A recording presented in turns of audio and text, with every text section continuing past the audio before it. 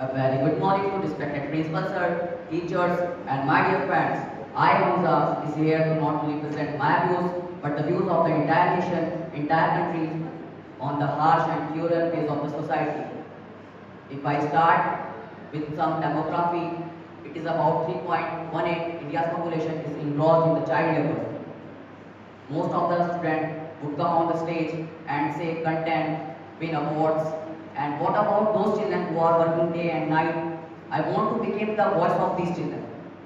So as we know that we start the speech. So child labor is the most important concern in the world because it affects the children both mentally and physically.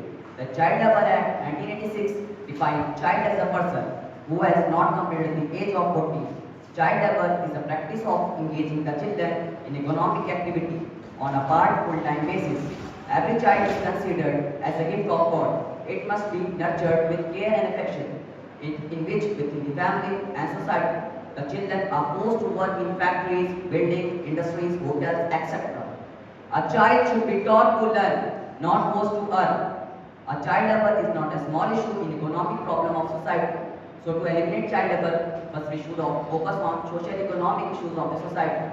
In Asia, which has 33 million children employed in various forms of child labor, the Constitution of India provides certain rights and prohibits child labor, like a children below the age of 14 shall be provided free and compulsory education. A child labor is an abuse for which there is no excuse.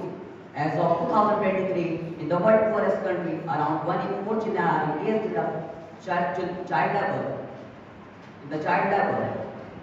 But the highest number of who live in sub-Saharan Africa, more than 1 in 5 children are so engaged. UNICEF notes that a boy and girl are likely to be involved in the child labor, but girl in being substantially more perform like the unpaid household labors. Thank you. Have a nice day.